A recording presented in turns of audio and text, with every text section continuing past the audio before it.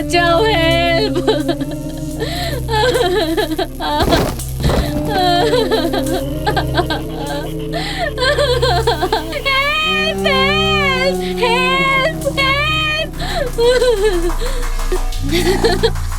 Please please আমাকে মেরো না, প্লিজ, আমি হাত জোড় করছি, প্লিজ। হাত জোড় করবে কি করে?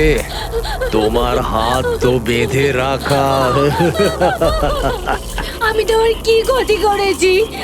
জানো তোমার অপরাধটা কি?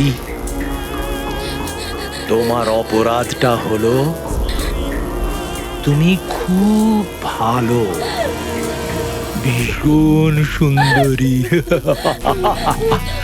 কাঁদবে না, না, চোখ বন্ধ করো, কারণ যখন তোমার লাশ ওরা পাবে তখন তোমার মুখটা এরকমই যেন সুন্দর দেখতে লাগে। আর তোমার চোখ দুটো যে শেষবারের মতো দেখবে সেই মানুষটা আমি হব। তোমার রক্তের এক একটা বিন্দু যখন বাইরে আসবে, যখন তোমার শ্বাস বন্ধ হয়ে যাবে, তারপর আমি তোমার চোখ বন্ধ করে দেব এটা দিয়ে।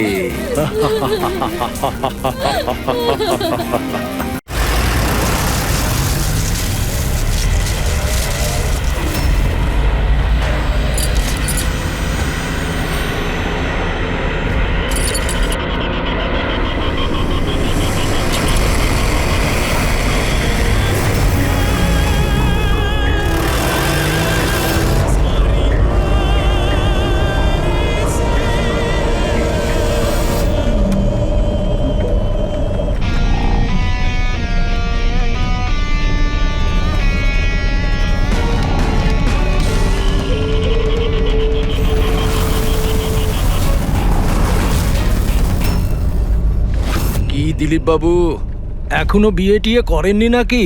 হ্যাঁ, আর তাছাড়াও তোর মতো ফালতু পুলিশ অফিসারের সাথে কোন মেয়ে বিয়ে করতে চাইবে?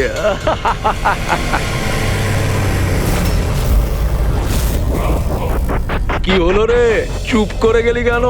আমাকে দেখে হাওয়া বেরিয়ে গেছে নাকি তোর? তোর থেকে বড় জিরো জিরো আমি আমার জীবনে আজ পর্যন্ত দেখিনি।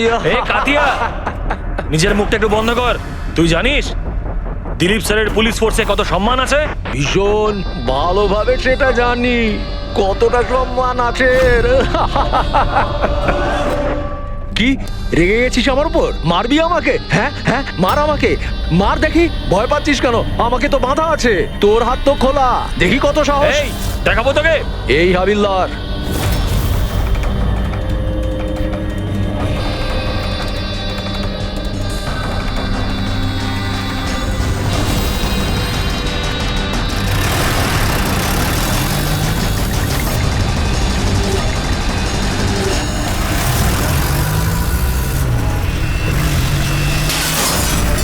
ড্রাইভার, গাড়ি থামিও না, চালিয়ে যাও। স্যার, অনেক ধোঁয়া, কিছু দেখতে পাচ্ছি না।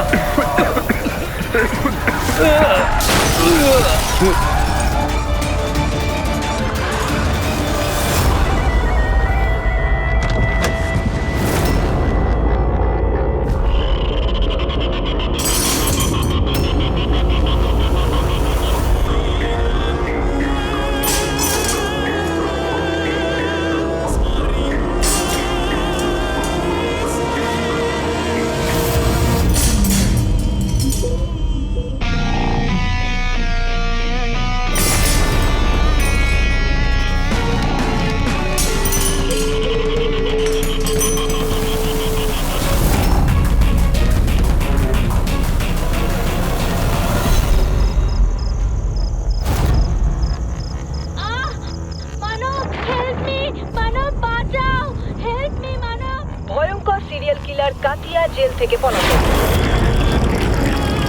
দুদিন আগে ওকে যখন পুলিশ ভ্যানে ট্রান্সফার করা হচ্ছিল, সেই সময় নিজের কিছু সঙ্গীর সাহায্যে কাতিয়া সেখান থেকে পালিয়ে যায়।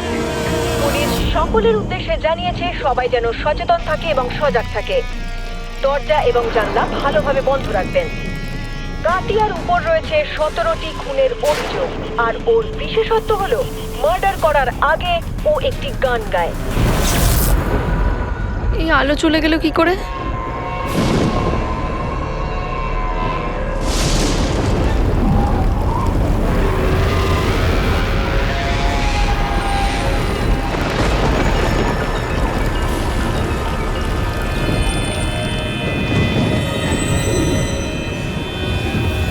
আমি দরজা খুলে আসিনি তো?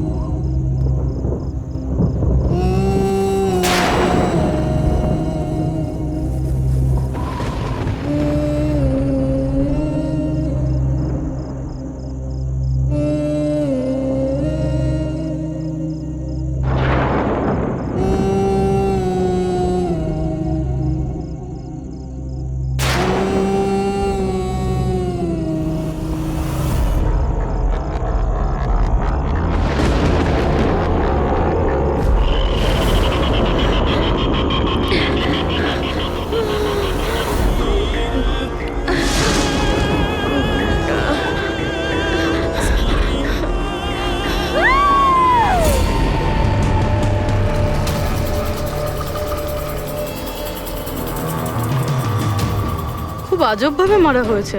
চোখে কাপড় বাঁধা, কিন্তু চোখ খোলা আছে। কাতিয়া,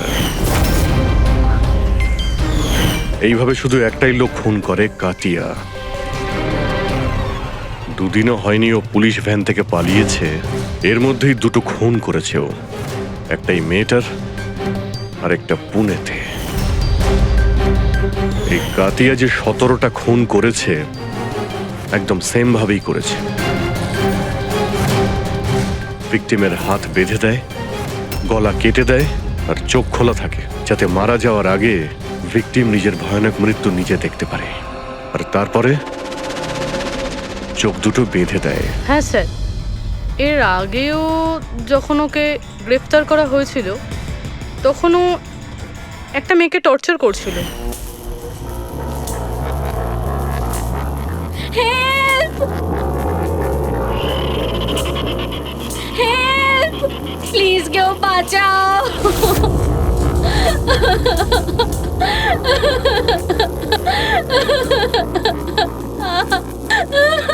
হেল্প! প্লিজ কেউ বাঁচাও! হেল্প!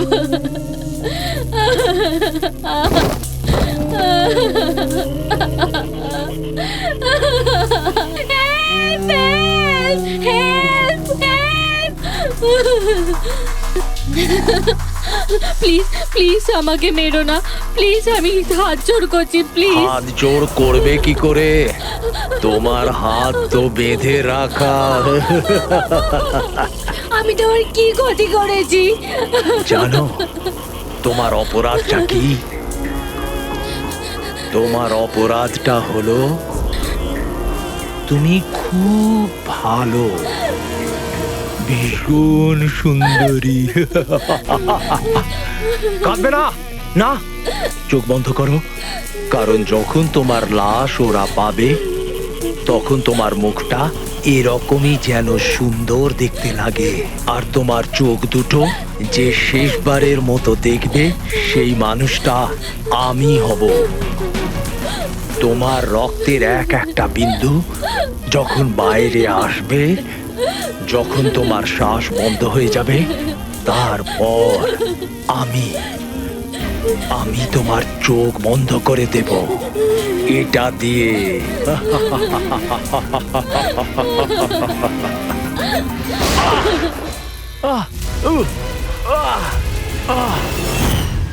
হ্যাঁ রাহুল, বলো।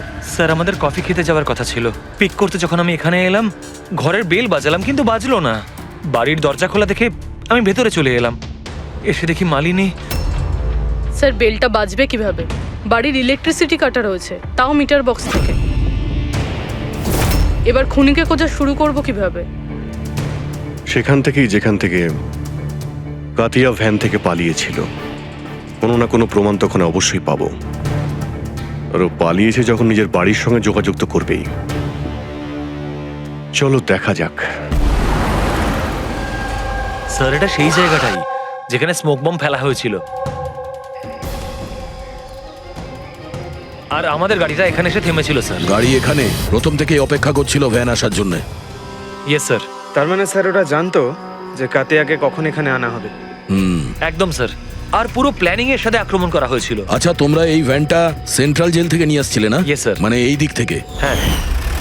এই দিক থেকে এসে এখানে এসে রাইট নিয়ে নিল, আর স্মোক বোম এই জায়গাটায় ভ্যানের ভেতরে পড়েছিল। ডান দিক থেকে বোমটা ফেলা হয়েছিল। ডান দিক মানে এই দিক থেকে? Yes sir. স্যার মনে হয় বমটা এখান থেকে ফেলেছিল। এখান থেকে? পঙ্কজ,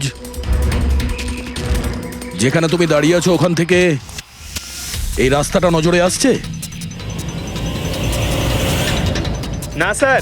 আসছে না? যদি ওখান থেকে রাস্তাটা নজরে না আসে তো এত অ্যাক্টিভেট কেউ কি করে হবে যে রানিং গাড়িতে কেউ বোম ফেলে দিল? মুশকিল আছে। এটা ঠিক বলছেন স্যার আপনি। না দেখে এভাবে অ্যাকুরেটলি বম ছোড়া ইম্পসিবল। তার মানে ওর নিশ্চয়ই কোনো দ্বিতীয় সাথী ছিল। কেউ হতে পারে রাস্তার ওপারে দাঁড়িয়ে ছিল, হয় ওপার থেকে ইশারা করেছে, আর না হলে ফোনে কন্ট্যাক্ট করেছে।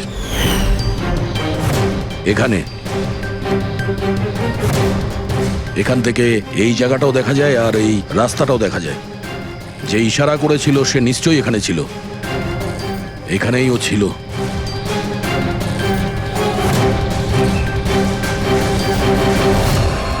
স্যার হুম, এই দেখুন।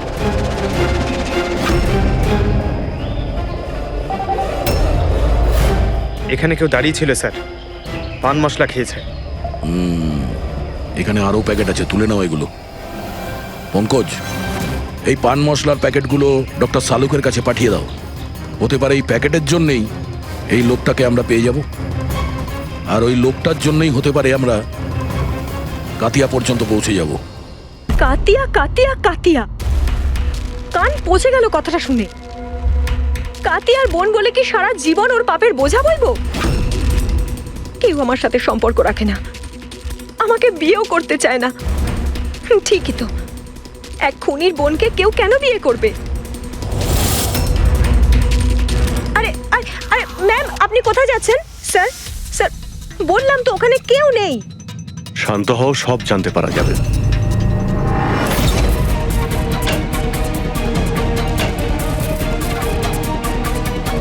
স্যার কাতিয়া তো ঘরে নেই। ওই ছবিটা ওকে দেখাও তো। এই ছবিটা দেখো। এই মেয়েটাকে চেনো? কাতিয়া এই মেয়েটার খুন করেছে। কিন্তু এটা হতে পারে না, কেন? কারণ ওর সাথে যখন জেলে দেখা করতে যাই তখন ও আমাকে বলেছিল ওর ব্রেন টিউমার হয়েছে, আর এই অসুখের জন্য ওর হাত কাঁপতো, ও জলের গ্লাসও ঠিক মতো ধরতে পারে না। আচ্ছা, স্যার যেই লোকটা জলের গ্লাস তুলতে পারে না, সে একটা মেয়ের গলা এত নিখুঁতভাবে কি করে কাটতে পারে? তাহলে কাতিয়া কি খুন করেনি? স্যার যদি এই সব খুন কাতিয়া না করে তাহলে কে করছে? স্যার, এই অনিশার কথায় আমি বিশ্বাস করতে পারছি না। ও নিজের ভাইকে বাঁচানোর জন্য মিথ্যে কথা বলতে পারে। আর যদি সত্যি বলে তাহলে? আমাদের কাছে এমন কোনো প্রমাণ নেই যাতে আমরা ওর কথাটা মিথ্যে প্রমাণ করতে পারি। প্রমাণ? প্রমাণ আমি দেব তোমাদের। বলো, কি প্রমাণ পেয়েছো? হ্যাঁ, প্রমাণ। বাস ওই ক্রাইম স্পটে ওই যে মিটারটা পাওয়া গেছিল, আর ওই ভাঙা দরজাটা, ওই দুটোতেই কাতিয়ার হাতে ছাপ পাওয়া গেছে। তার মানে তুমি বলতে চাইছো এই দুটো খুন কাতিয়া করেছে? একদম একদম ঠিক। মালিনীকেও আর ওই সুনীলকেও, দুটো খুনই কাতিয়া করেছে। ওই পুলিশ, পুনে পুলিশ ক্রাইম স্পটে যে হাতে ছাপ পেয়েছে ওগুলো কাতিয়ারই হবে। আর ওই পান মশলার প্যাকেটের উপর সেখানে কার আঙ্গুলের ছাপ আছে? সেই ব্যাপারে এখনো চেকিং চলছে, তোমাকে জানাচ্ছি। কি হলো অভিজিৎ, কি ভাবছো? এখনো বিশ্বাস হচ্ছে না? অনিশা আমাদের মিথ্যে কেন বলতে যাবে? ও ভালো মতোই জানে 2 মিনিটও লাগবে না ওর দাদার বিরুদ্ধে আমাদের প্রমাণ জোগাড় করতে। তাহলে ও আমাদের মিথ্যে গল্প কেন শোনাতে যাবে? হতে পারে এই কাতিয়ার বোন অনিশা মিথ্যে বলছে আমাদের। আবার এটাও হতে পারে যে খুনি অন্য কেউ, যে কাতিয়ার খুন করার পদ্ধতিটা খুব ভালো করে জানতো, আর ব্যাস ও কাতিয়ার টেকনিক অ্যাপ্লাই করে এসব করেছে। কপিক্যাট কিলার? হ্যাঁ পুরবি, কপিক্যাট কিলার। এবারে কাতিয়ার ব্যাপারে পুরো ঠিকুজি বের করতে হবে, ওর পুরো কুষ্টি ঠিকুজি খুঁজে বের করতে হবে। আর এই সব ইনফরমেশন আমাদের শুধু একজনই দিতে পারে। কে স্যার? Senior inspector Dilip.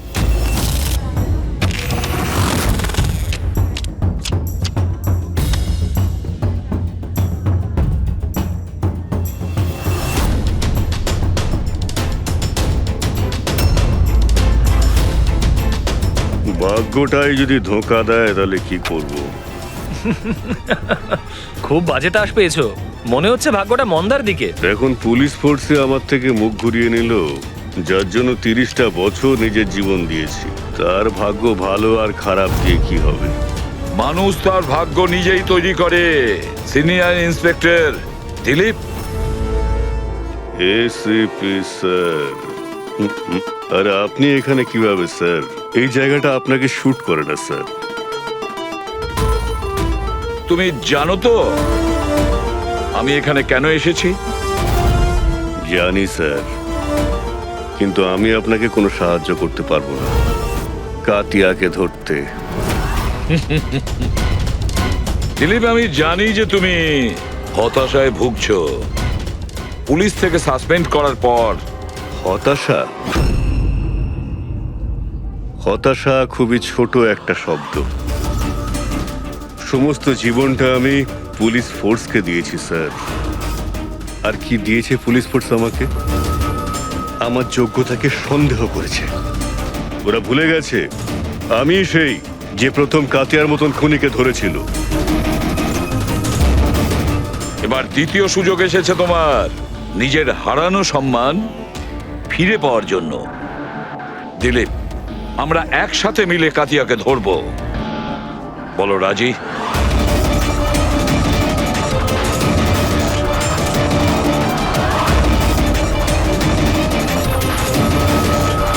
দুটো খুন করেছো দিলীপ, না জানি আরো কতজনের প্রাণ নেবে ও।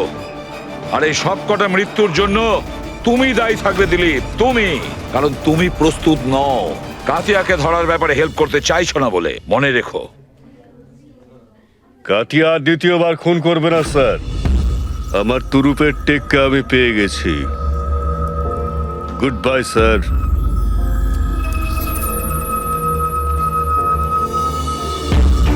উনি তো এসিপি প্রদ্যুমান, তাই না? এখানে কি করতে এসেছিল? আমাকে কর্তব্যের শিক্ষা দিতে এসেছিল। তুই বল, কাজ হয়েছে নাকি? হ্যাঁ, কাতিয়া খুব শীঘ্রই এসে পড়বে নিজের গার্লফ্রেন্ডের সাথে দেখা করতে। কোথায় আসবে?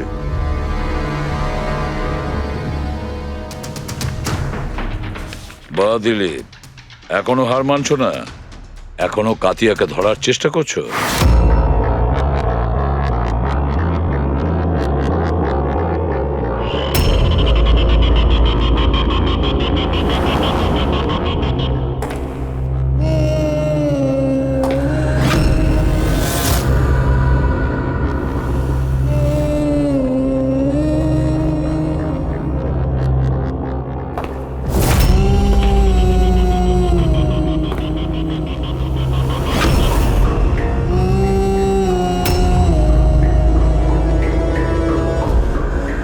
এটা আবার কি?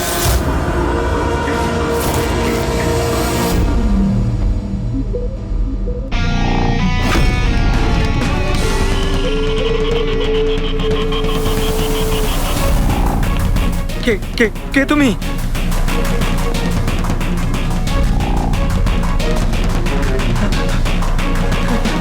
কিছু কিছু বলছো না কেন তুমি? কি কি কি কি কি চাই তোমার?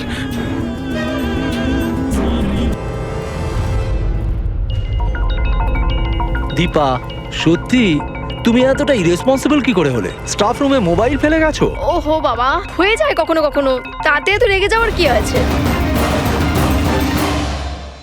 এত রাতে ললিত এখানে কি করছে? মনে হয় স্কুল প্রজেক্ট এখনো শেষ হয়নি।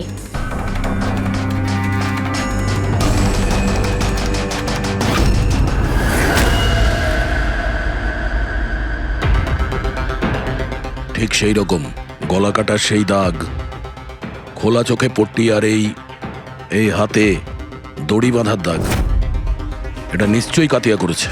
তার মানে স্যার, খুনি আমরা যেরকমটা ভাবছিলাম আদতে সেরকম কেউ নয়। আমার তো মনে হচ্ছে এই কাতিয়াই এই খুনগুলো করছে। না ফ্রেডি,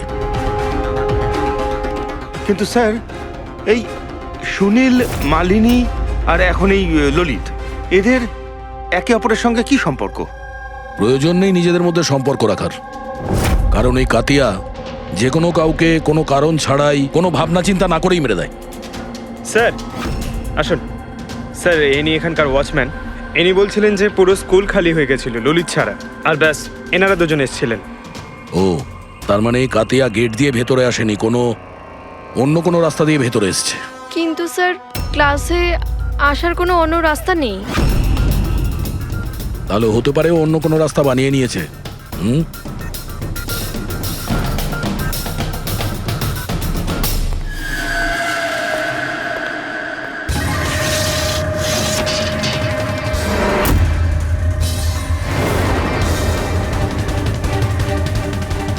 ক্লাসরুম ফার্স্ট ফ্লোরে। এখান থেকে কাতিয়া খুব সহজেই উপরে এসছে।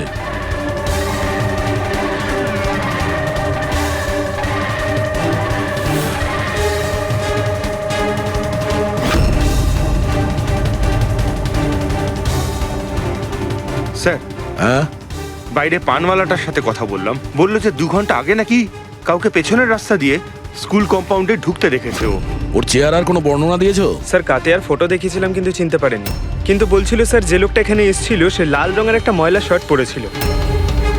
আচ্ছা, এরকম কি? হ্যাঁ স্যার। এটা এখানে আটকে ছিল, হতে পারে উপরে ওঠার সময় বা নিচে নামার সময় আটকে গেছে।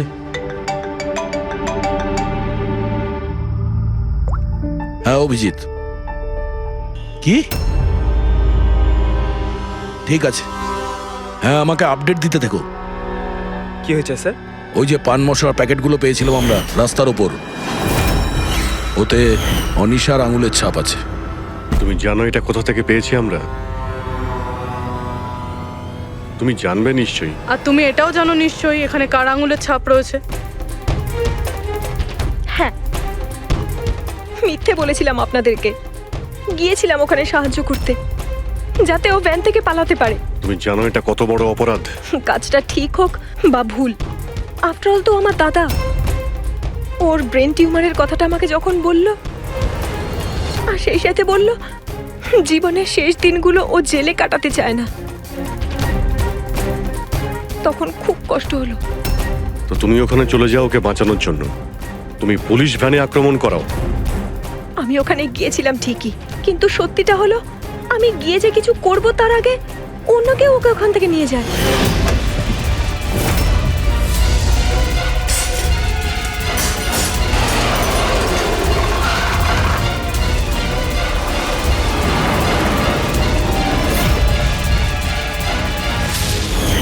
তুমি কাউকে এই ব্যাপারে কিছু কি বলেছিলে যে কাতিয়া জেল থেকে পালাতে চায়? ওর কোনো বন্ধু নেই, সবাই শত্রু। আচ্ছা, তাহলে স্যার কে সাহায্য করছে ওকে পালানোর জন্য? যে একবার মিথ্যে বলতে পারে সে তো আবার মিথ্যে বলতে পারে, এর উপর নজর রাখতে হবে। দিলীপ, এই 2টো খুন ছাড়াও 17টা খুন, আরো 17টা খুন করেছে। যে করেই হোক ওকে থামাতে হবে। একটা খুব সাধারণ অপরাধীর জন্য আমাকে ফোর্স থেকে বার করে দেওয়া হয়েছে। তুমি ভুলে গেছো তোমার নিজের শপথ, যখন তুমি প্রথম পুলিশের ইউনিফর্ম পরেছিলে? ভুলে গেছো? ধিক্কার জানাই তোমাকে। স্যার, আমি এখানে মদ খেতে নয়, আমি এখানে তদন্ত করতে এসেছি। তার মানে কি? এক খোঁচর আমাকে বলেছে কাতিয়ার গার্লফ্রেন্ড প্রায়শই এখানে আসা যাওয়া করে। আমি ওকেই খুঁজছি স্যার।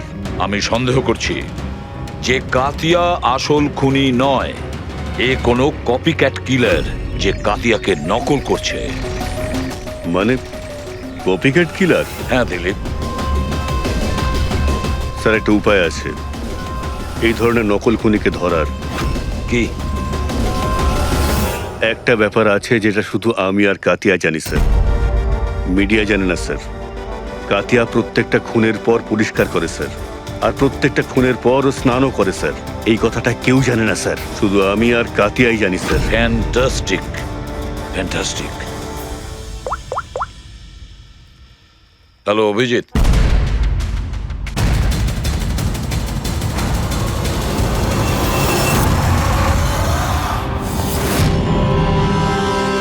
এরা দুজন গেল কোথায়? চালুকে? আরে এখানেই আছি বস, এখানেই আছি। কোথায় আর যাবো তোমাদের ছেড়ে, এখানেই আছি। বলুন ডক্টর, ওই চুলটাকা যেটা আমরা ট্রেন থেকে পেয়েছিলাম, কারণ ওই চুলটা যদি কাতিয়ার না হয় তাহলে এটা কনফার্ম যে ও খুন করেনি। এক্স্যাক্টলি। আমার তো মনে হয় ওই খুনি কোনো কপিক্যাট কিলার। সাধারণ লোক তো জানেই না যে কাতিয়া যখন খুন করে সে ওখানে ক্রাইম সিনে গিয়ে স্নানও করে। বস এই এক্ষুনি সারিকা আসছে রিপোর্টটা নিয়ে, জানতে পারা যাবে চুলটা কাতিয়া না অন্য কারো। স্যার আমরা চুলের ডিএনএ টেস্ট করিয়েছি, অনিশার ডিএনএ সঙ্গে ম্যাচ করে গেছে। 100% ওই চুলটা কাতিয়ার। প্রথম থেকেই বলছিলাম আমি স্যার যে অনিশা নিজের ভাইকে বাঁচানোর জন্য মিথ্যার উপর মিথ্যে বলছে। ও নিশ্চয়ই জানবে কাতিয়া কোথায় লুকিয়ে আছে। গ্রেফতার করে নেব ওকে। হ্যালো স্যার আমি কাতিয়ার ঠিকানা পেয়ে গেছি স্যার। কি? কাতিয়াকে পেয়েছো?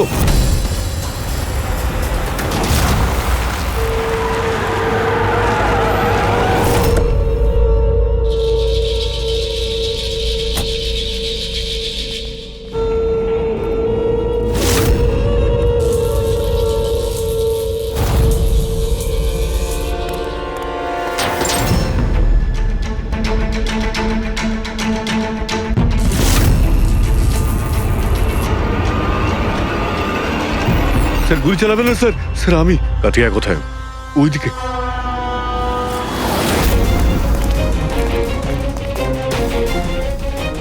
স্যার এখানেই রয়েছে কোথাও।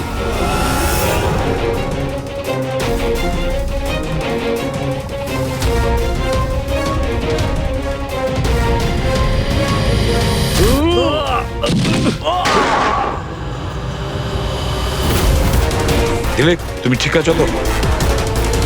দিলীপকে হসপিটালে নিয়ে যাও, সাবধানে।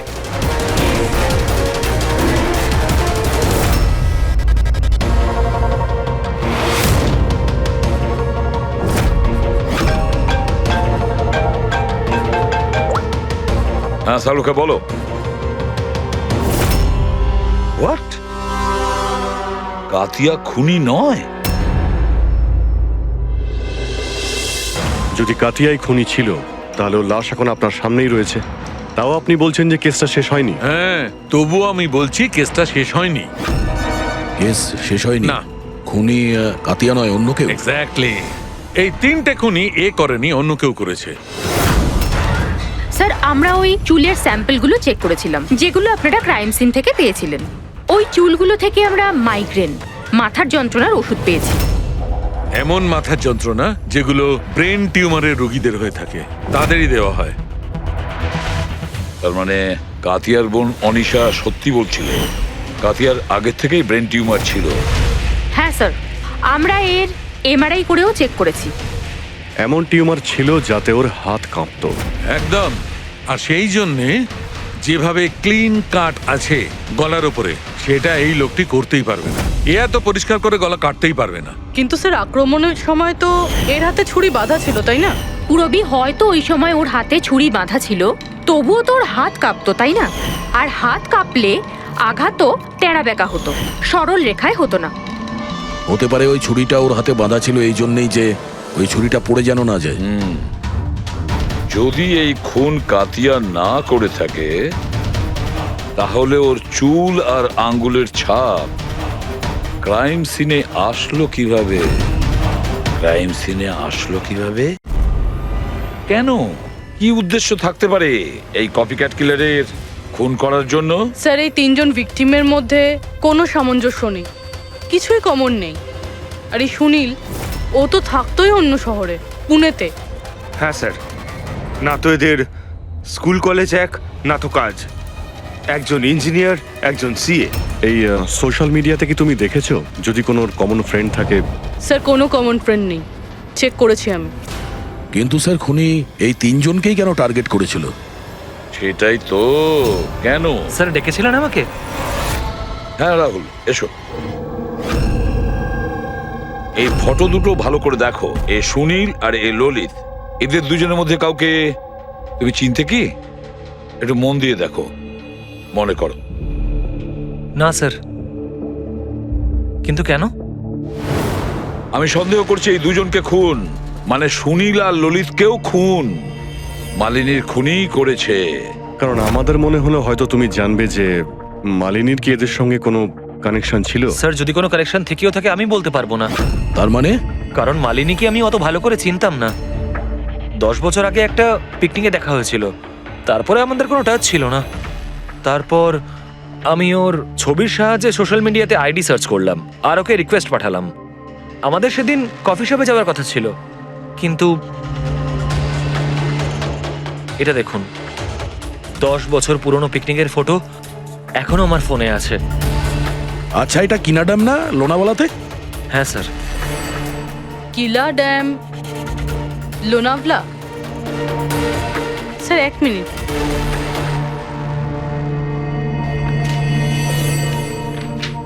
স্যার এই ললিত 10 বছর আগে কিলা ড্যামে গিয়েছিল, 17 ডিসেম্বর 2008-এ।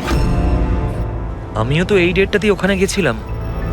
17 ডিসেম্বর 2008-এ? আচ্ছা, এটা আবার সেই সূত্র নয় তো যেটা আমরা খুঁজছিলাম, এই তিনজনের মধ্যে কানেকশন? দেখো তো একটু শুনিল ওই ডেটে ওখানে গিয়েছিল কিনা।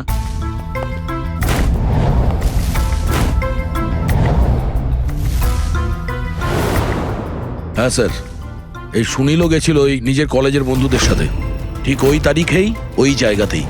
তিনজনের একসঙ্গে থাকা ওই একই ডেটে, এটা কোনো কোইন্সিডেন্স হতে পারে না স্যার। Exactly Abhijit, 17 December 2008। নিশ্চয়ই সেদিন ওখানে কিছু হয়েছিল যার কারণে খুন হয়েছে। হ্যাঁ স্যার, হয়েছিল। স্বাতী নামের একটা মেয়ে কিলা ড্যামের ওপর থেকে ঝাঁপিয়ে আত্মহত্যা করেছিল, আর ওর লাশ ওখানকার পুলিশ পেয়েছিল পরের দিন। স্বাতী? সাথে কি কখনো আপনাকে কিছু বলেছিল কোনো ঘটনার ব্যাপারে, কোনো কোনো টেনশন যার জন্য ওকে এটা বেছে নিতে হয়েছিল? ও আমায় বলেছিল যে কয়েকটা ছেলে ওর সাথে বদমাইশি করেছে।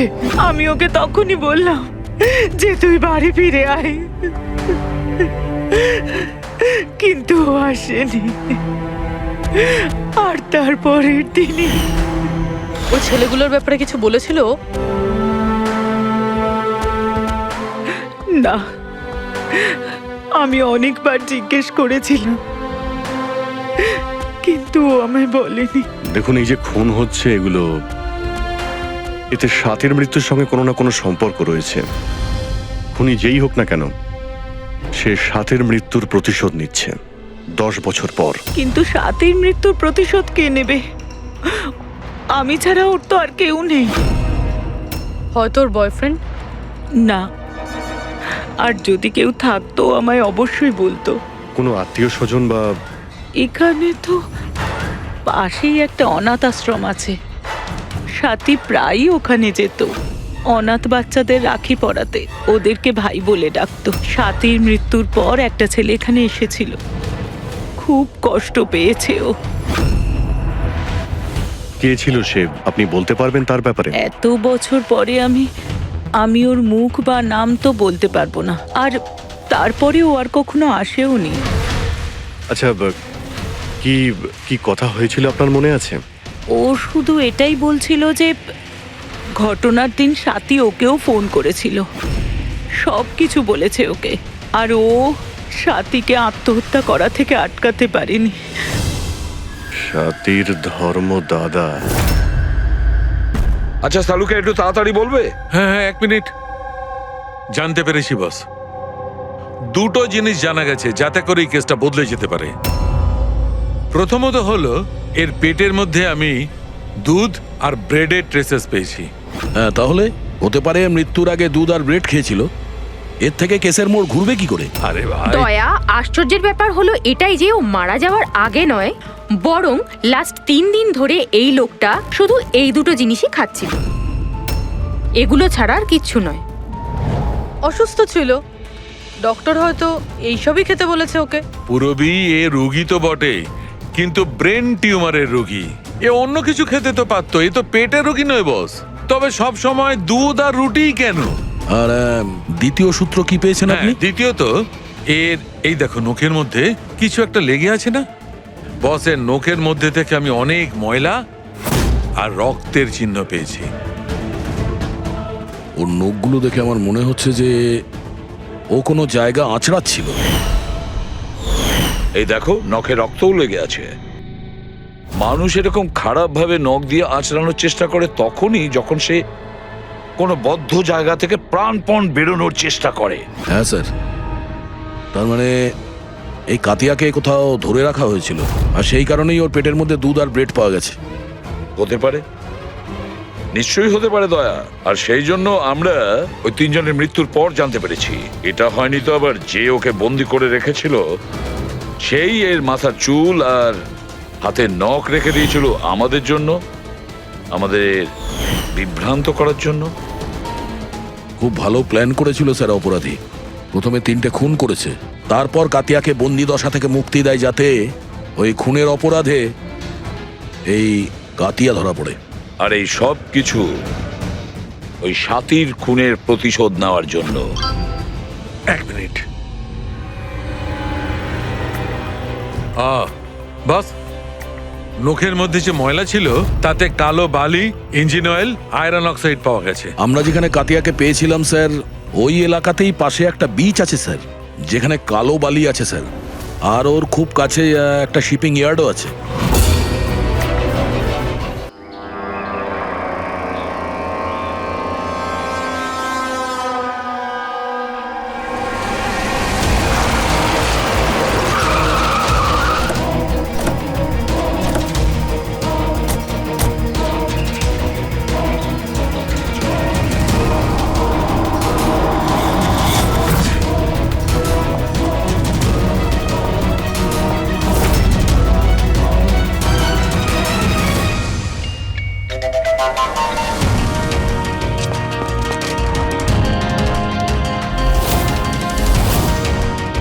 দয়া, স্যার,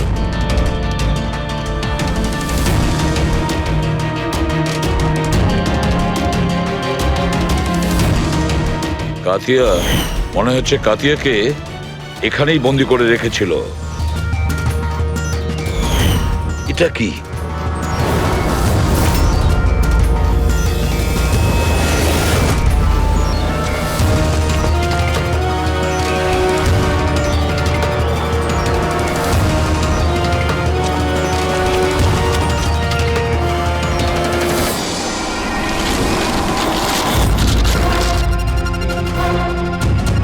মনে হচ্ছে এটা সেই ভ্যান যার ব্যাপারে অনিশা আমাদের বলেছিল। তার মানে ওদের আড্ডা এখানেই কোথাও হবে। স্যার, হতে পারে এখান থেকে কোনো প্রমাণ পেয়ে যাব। হ্যাঁ, দেখো গাড়ির কোনো পেপার আছে কিনা।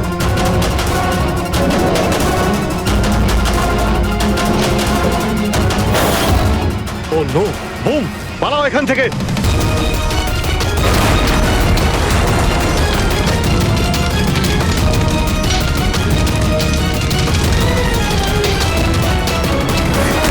এই,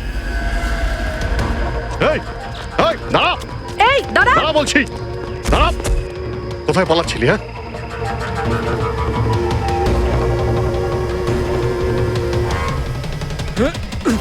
এই, দাঁড়া দাঁড়া, নাহলে গুলি করে দেবো। কোথায় পালাচ্ছিস? ওর